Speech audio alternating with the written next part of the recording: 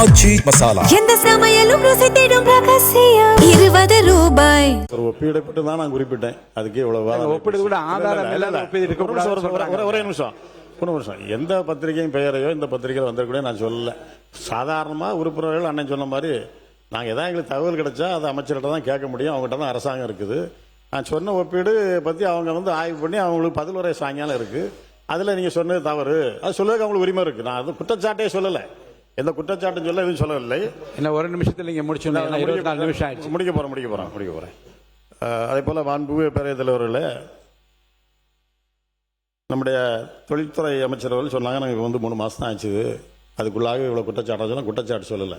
3 மாதம் ஆகிருக்குது. அது உங்கள் கொள்கை விளக்க குறிப்பை பார்த்தாலே தெரியுது, அதில் எதுவுமே இல்லை. நாங்கள் என்ன பண்ண போகிறோங்க, ஒரு லாங் டேர்ம் திட்டங்கள் ஒன்றும் இல்லை. ஆனால் நீங்கள் கொடுத்துருக்கீங்க 2036 நாங்கள் $1.5 trillion அமெரிக்க டாலர் பொருளாதாரமாக மாற்றுவோம்னு சொல்லியிருக்கீங்க. நீங்கள் மாற்றினா நாங்கள் வரவேற்கிறோம். ஆனால் எங்களை பொறுத்தவரையில் எங்களுடைய தலைவர் அவர்கள் 2021 ஆட்சி பொறுப்பு ஏற்கின்ற பொழுது 2030 $1 trillion பொருளாதாரமாக இலக்கை நாங்கள் உயர்த்துவோம் என்று ஒரு உத்தரவாதத்தை கொடுத்தார். அதை நோக்கி தான் அங்கே பயணம் போச்சு. அதனால தான் இந்தியாவிலே முதல் மாநிலமாக தொழில்துறையிலே தமிழ்நாடை மாற்ற முடிந்தது.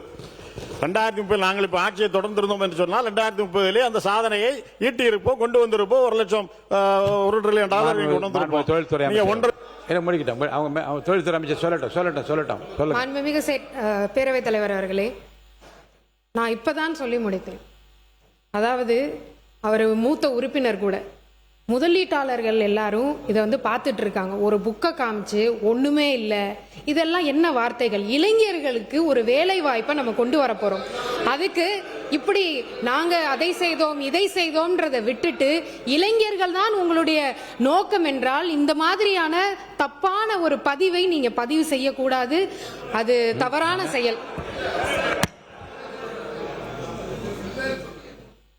நாங்கள் ஆலோசனை சொல்லலாம், அறிவுரை சொல்லலாம், கருத்துக்களை சொல்லலாம். ஆனால் அவங்களை வாழ்த்த முடியாது.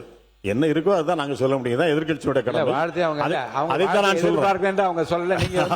சொல்றேன்.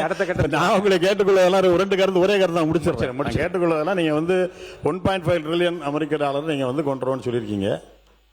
எங்களுடைய ஆட்சி இந்த காலத்தில் அமைந்து எங்களுடைய முதலமைச்சர் அந்த பக்கத்தில் முதலமைச்சராக இருந்து ஏற்கனவே எங்களுடைய தொழில்துறை அமைச்சராக இருந்த டிஆர் ராஜா அவர்கள் இங்கே தொழில்துறை அமைச்சராக இருந்தாருன்னா அந்த 2036 $2 trillion அமெரிக்க டாலரை நாங்கள் பொருளாதார வளர்ச்சியாக கொண்டு வந்திருப்போம் என்ற உத்தரவாதத்தை நான் தருகின்றேன். நீங்கள் நல்லா உழையுங்கள். நாங்கள் யாரும் உங்களுக்கு எதிரில்லை. நல்லா உழையுங்கள். கடுமையாக உழைத்தால் தான் தொழில்துறையிலே முன்னேற்றத்தை கொண்டு வர முடியும். அப்படி உழைத்த காரணத்தால் தான் எங்களுடைய தலைவர் அவர்களும் தொழில்துறை அமைச்சர் அவர்களும் உழைத்து கடுமையாக முதலீட்டாளர்களை சந்தித்து அதன் மூலமாகத்தான் இந்த உயரத்தை நாங்கள் உச்சத்தை நாங்கள் எட்டியிருக்கின்றோம். எனவே அதே போல் நீங்கள் உழையுங்கள். முடிந்தால் ஓரளவுக்கு எங்களுடைய இலக்கிலே ஒரு பாதையாவது நீங்கள் நிவர்த்தி செய்யுங்கள் சொன்னால் நான் வரையறுக்க கடமைப்பட்டிருக்கின்றோம். ஆச்சி மசாலா. எந்த சமையலும் ருசி தேடும் ரகசியம். 20 ரூபாய்.